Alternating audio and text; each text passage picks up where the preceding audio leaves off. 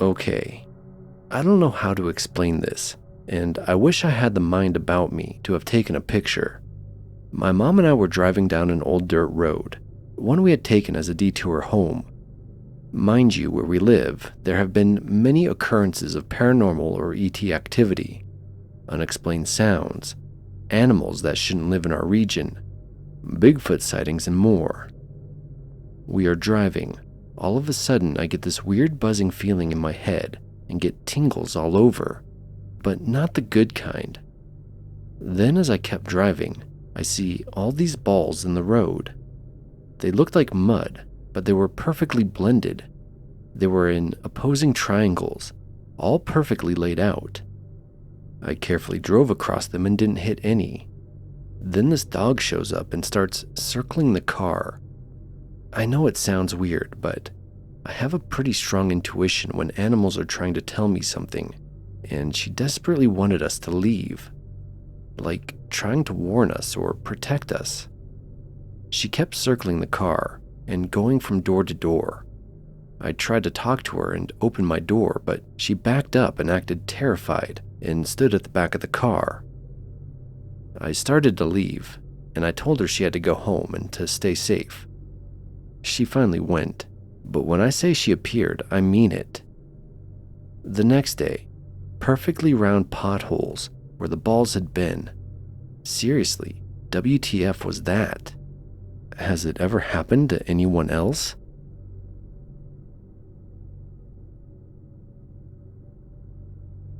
We moved into our home last year. A small, fairly new property with an odd layout that's out of character with the other houses around, most being quite old. Family and friends are not keen on the house, but we like it. There's a certain quirky charm. We have a long, thin, overgrown garden at the back. To the right, our neighbor's garden, tidy and a lot wider. To our left, we back onto the end of 3 other gardens. These houses being on the next street, but backing onto ours. A few weeks ago, after a storm, while repairing the damage to a couple of fence panels, I realized something. Now there seemed to be only 2 houses to the left. It was a strange feeling. Maybe we miscounted. The thing is, we remember details about the no longer there house. The houses are, or were, attached. One end house belonging to an old couple keen on gardening, the other to a solitary older man with an aggressive dog. The middle house, the one that is gone, belonged to a family with teenage children. We remember noticing their old pirate-themed playhouse complete with flag when we first came to view our home to be. Sometimes we would see the older son playing his computer from our upstairs window. Now we cannot even see his window. Just a large tree obscuring the view growing in the corner of the gardening couple's property. The missing house had a trampoline in the garden. Before, we could see it from standing in the middle of our garden, and a small yappy dog often running about. All gone. The 2 houses left are still attached. Each has several large trees growing in their gardens. We don't remember there being quite so many. The solitary older man's garden now seems too wide compared to his neighbors. It doesn't affect us. It's just slightly unsettling and kind of cool in an odd way.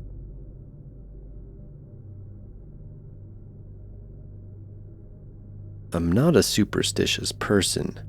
I don't believe in ghosts or anything like that, and I've never experienced anything like this before, but after what just happened, I'm covered in goosebumps, and I don't have an explanation. Terrifying.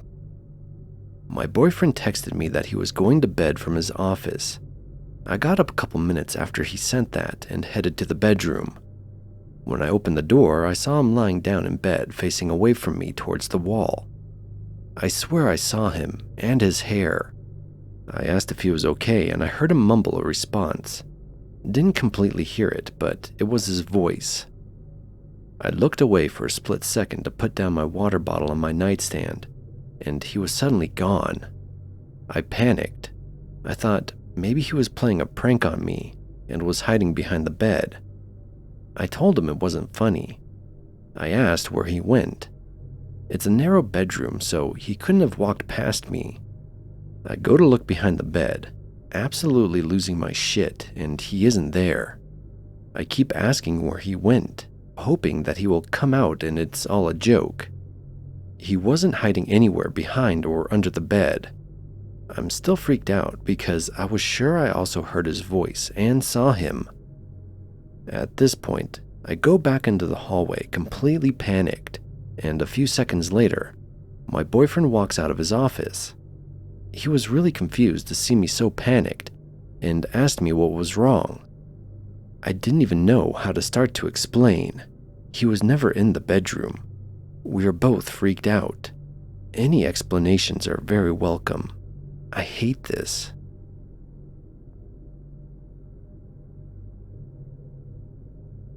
This happened yesterday, and I'm still feeling extremely confused as nothing like this has happened to me before. These days, I rarely take public transport, but I had a customer meeting at city center that is more convenient to get there by commuter train than trying to find a parking spot with a car. So after the meeting was over, I was taking the train back. Just a side note, previously I didn't have a car at all, so I know all the stations on the line very well. For this story, I named the stations just as A, B, and C. C is my alighting station. A and B are the preceding stations. I was sitting next to two women and the train had stopped at station A. They said to each other that the next station B would be their stop. I was thinking that it's a really cool station. It's a tunnel with some nice wall murals. It's the only tunnel station on the line, so it's easy to recognize. So we continue into the B station, and the two women as well as a bunch of other people get off, and some new people enter the train car. The train leaves towards station C, and I know it takes about 5 minutes until that station, so I'm just waiting for my station, not paying much attention to anything. Until the PA system of the train announces that the next stop is station B. I check the next station screen on the end of the train corridor, and it also reads station B. First I thought the PA system is malfunctioning, but when I look out of the window, we are actually approaching station B, and we're definitely moving forward, not reversing. I am really confused at this point, and I see there's another man sitting adjacent to me also looking very puzzled as well. The train stops at station B, and again some people get on and some get off the train. No, the two women had not respawned or anything as far as I can tell. No other passengers near me had changed since we left station B the first time. The next leg to station C goes without incident, and when I am getting off, I can see the other man is still looking very confused. After I got home, I tried to make sense of it, but I can't. I have so many questions. One thing I remarked when I left for the meeting in the morning was that all the trains going to the city center were about 5 minutes late. So had this been happening already then? And why did some people get off on the second time we arrived at the station? Why didn't they get off the first time? And since at least one other passenger noticed something weird happening, it wasn't just me. How many others noticed or were affected? Many were fixed on their phones, so maybe they didn't even pay any attention to what happened.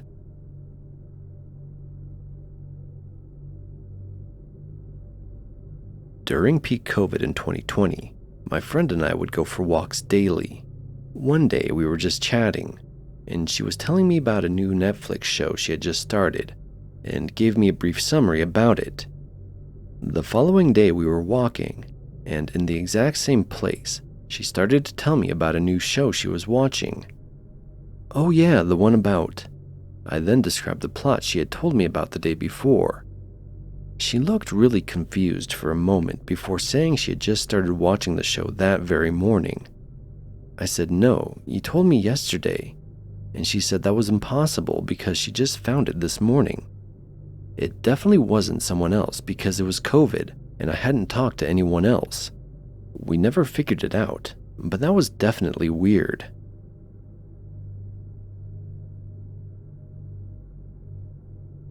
In my lifetime, I've had a few major glitches happen to me.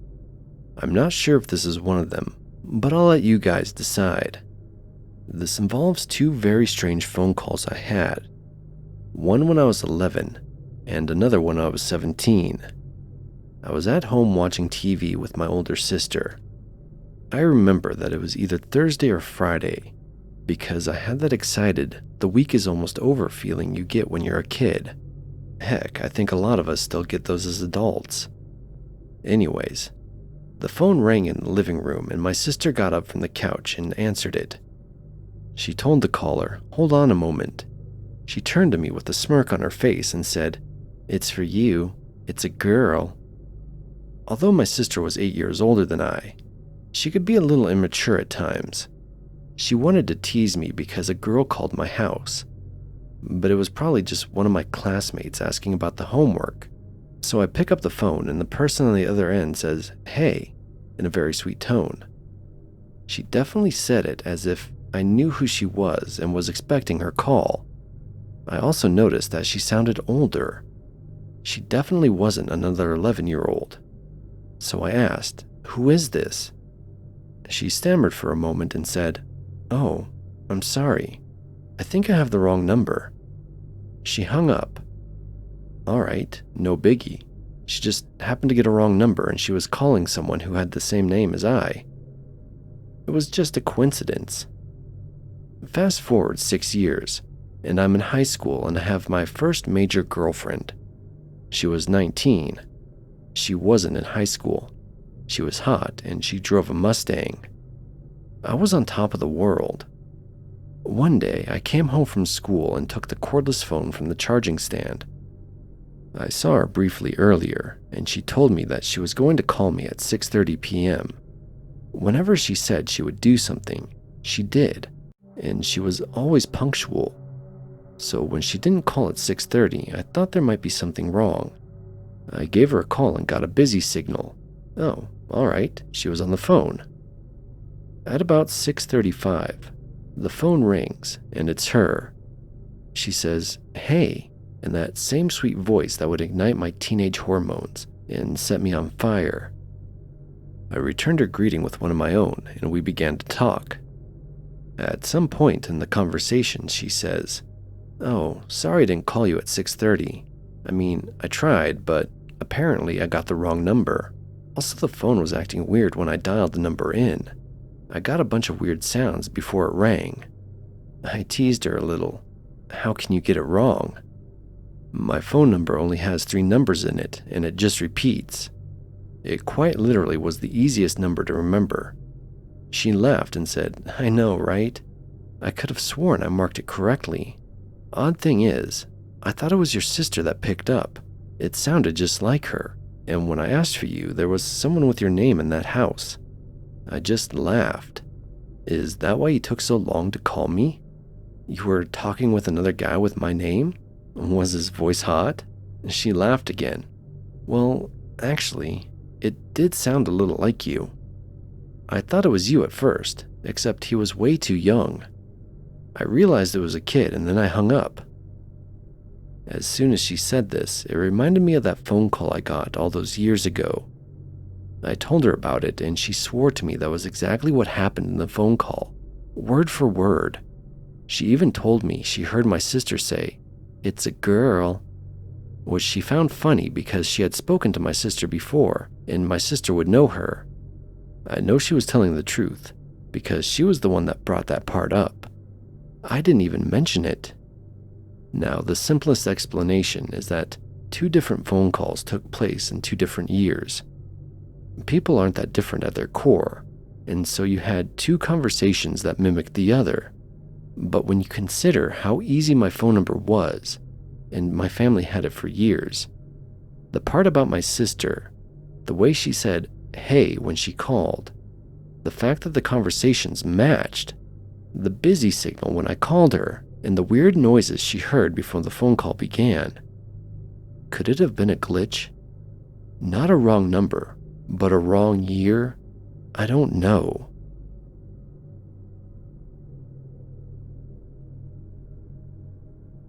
I have a missing time story from a few years ago. We, partner and I, were visiting for Christmas, and on the day we were supposed to be at my aunt's house around 1 p.m. We left where we were staying at 12:30 p.m., made one stop at a gas station to buy drinks, which took about 5 minutes, and then headed to our destination.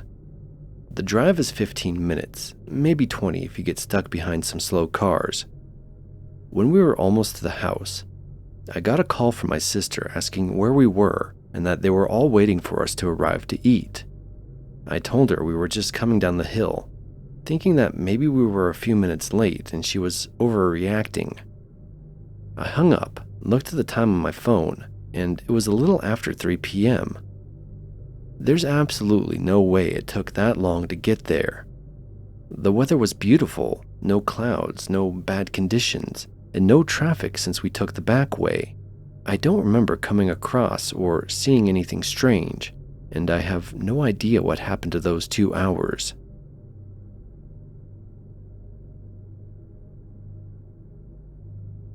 This happened a few years back, but I remember it so vividly because it was just so disorientating. At the time, I was working at a mall close to my home, about 5 miles, straight shot for the most part. I was driving home from work one day, and I stop at a red light. This light is right in front of a park that I go to often. I was in the lane next to the left turn lane. First car stopped at the light in my lane. Next to me in the left turn lane was a white F-150, and to my right, there's a smaller red car in the right turn lane. The lights turn green, I go straight, and the 2 other vehicles make their turns, since there's no traffic coming in the opposite direction. A few minutes later, I go to pull up to the next red light, only it isn't the next street over. It's the same traffic light in front of the park, and next to me are what seem to be the same 2 cars from earlier in the same lanes they were in the first time, even though I had seen them go off in opposite directions. Maybe it's possible I was just on autopilot, doing a drive I do every day, but then how could I end up at the same place I know I had already passed? Still gives me a weird feeling to this day.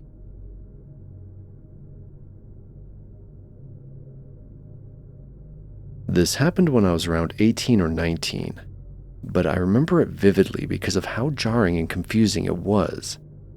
I've had a few odd experiences with dreams, but nothing in the middle of the day like this. So when this happened, I was still living at home with my parents, and we lived in my childhood home. This home was pretty much all I ever knew, as we moved there when I was 3 years old.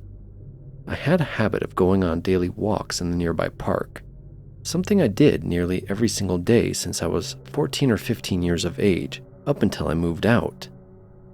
It was the summer, around 1 or 2 p.m., and I went to leave the house for one of my walks. I slipped my shoes on and went to open the door as usual, but when I stepped out of the house and looked up, my neighborhood felt completely wrong. It didn't look different. Everything looked exactly the same as it usually did. The small ravine next to the house, the tree in the front yard, the steep driveway, and our neighbors' houses. All of it looked completely normal, but I couldn't shake the feeling that there was something really wrong and different with it all. It felt as if reality was warped or something. I stood on the front porch for a minute or so, trying to figure out what felt so incredibly wrong with my neighborhood. After a while, I figured I was just being silly and made my way down the driveway. When I was about halfway down, my neighbor, who was tending to his garden across the street, looked up towards me, stared at me as if he had seen a ghost, his face going completely pale, and opened his mouth to speak. Before I could even stare at him in confusion, before he had even gotten a single word out, I was back inside my house at my front door about to leave. I was completely shaken. I had no idea how I had ended up back in my front door. I had no idea what I just experienced, and when I pulled the door open, it was completely normal. Nothing felt wrong anymore. It was all glaringly normal. The only difference was when I opened the front door again, my neighbor was not out front gardening. I decided not to go for a walk that day. Years later, I have no idea what I experienced, and as weird as it sounds, the part that freaks me out the most is how wrong my neighborhood felt, despite looking exactly the same. So between the weird teleportation back indoors and my neighbor acting as if he was staring at a ghost, the feeling of wrongness is the thing that bothers me the most. I don't know how to explain it. I didn't feel unsafe. It didn't feel like dread. It just felt like I was looking at a completely different version of my neighborhood at that moment. And I don't think I'll ever forget it. I've never really told anyone about this, as I'm usually a pretty skeptical person, but I've had no way to explain this.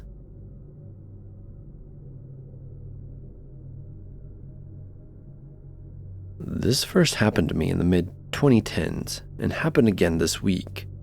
This week, I had a doctor's appointment scheduled on Wednesday.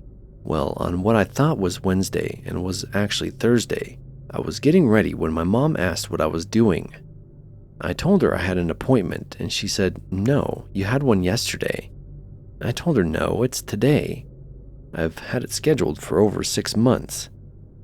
She again says no, and that I already went yesterday. I thought she was messing with me, so I turned on my phone and went to show her the date, but it was in fact Thursday. I have no recollection of Wednesday. I don't remember going to the appointment, going grocery shopping afterwards. I don't remember anything. And to me, it was like I went to sleep Tuesday night and woke up Thursday morning. But apparently Wednesday did in fact happen, yet I have no memory of it. And it's messing with me. I feel off and dumbfounded. I even checked my health portal, and lo and behold, my after-visit summary was there along with the notes from the doctor. I also checked my bank app, and there in fact was a purchase made at the grocery store I apparently went to after. I feel like I'm going insane. My brain just skipped this entire day. This happened back in early 2010s with my brother, where we seemingly skipped a random Wednesday, which makes this even more confusing.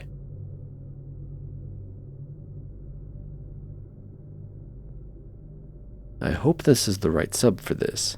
If not, oh well, I still think you guys might find it interesting. Yesterday my daughter, 2.5 years old, was playing with a rather large hawk feather my husband had around for years.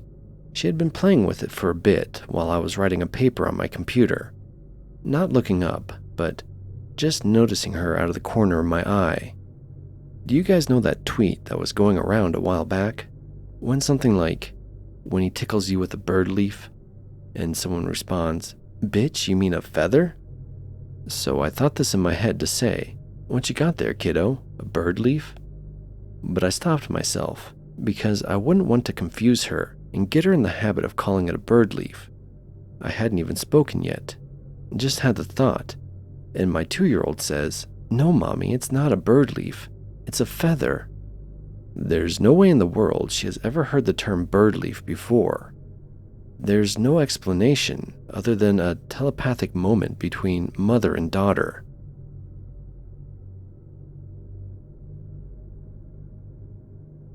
This isn't a typical scary story, but just a really odd situation that happened to me back about 1997.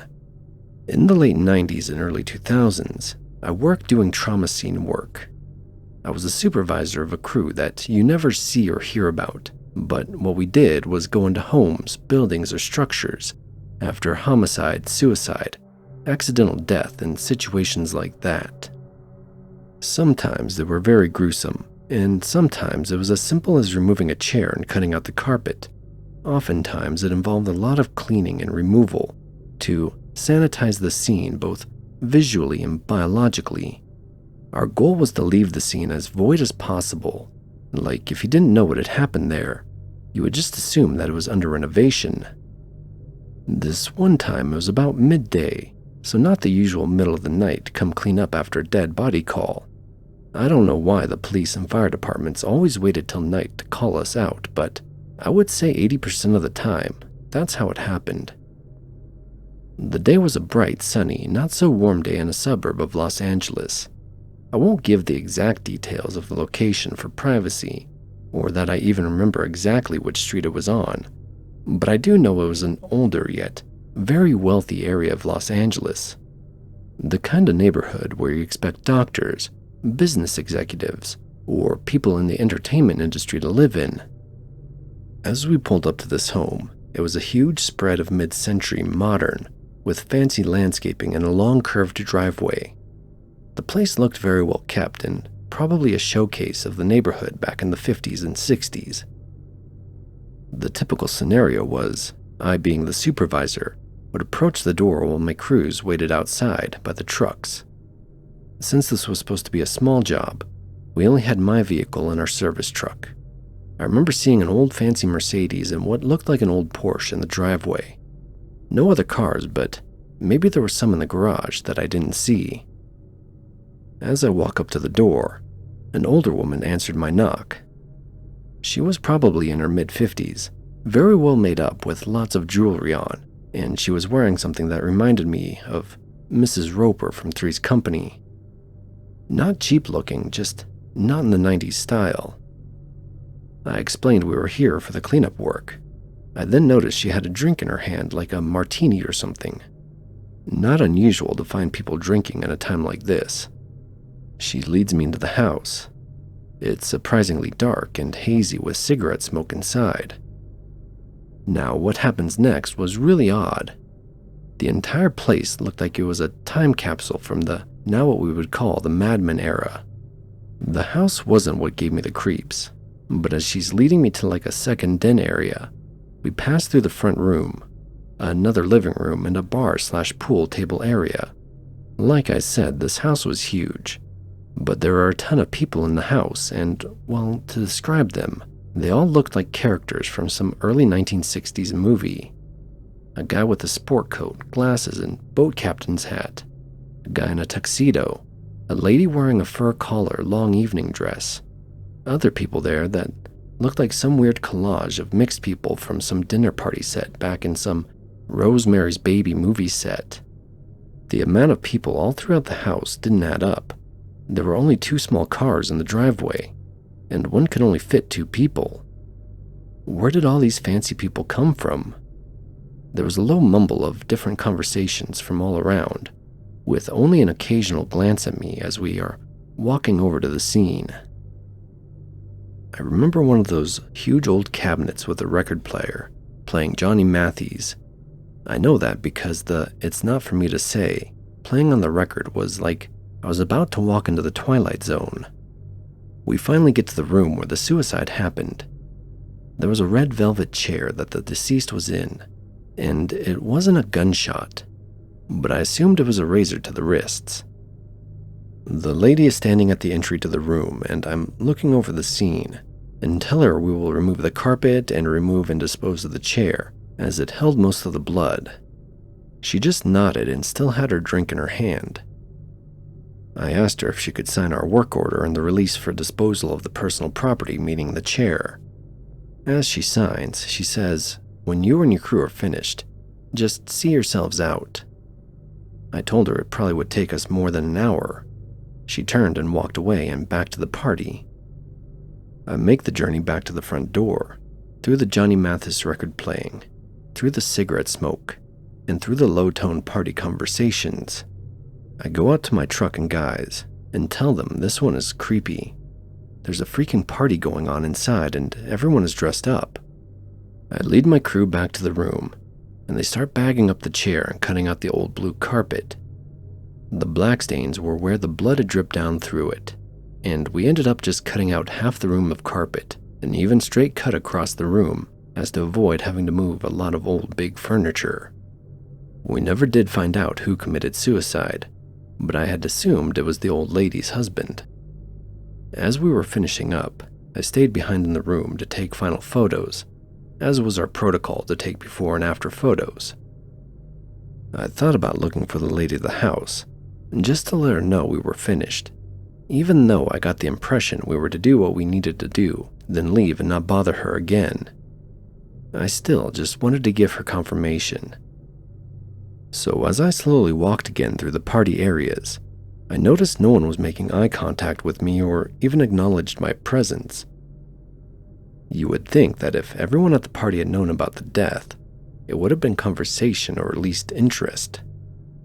I walked over to the front door and turned to look back at the party stuck in a time capsule, and then closed the massive front door behind me. Driving away, I couldn't help but think what a strange day. So bright and sunny outside. I wonder how many people knew we just cleaned up the remnants of someone's last moments on Earth.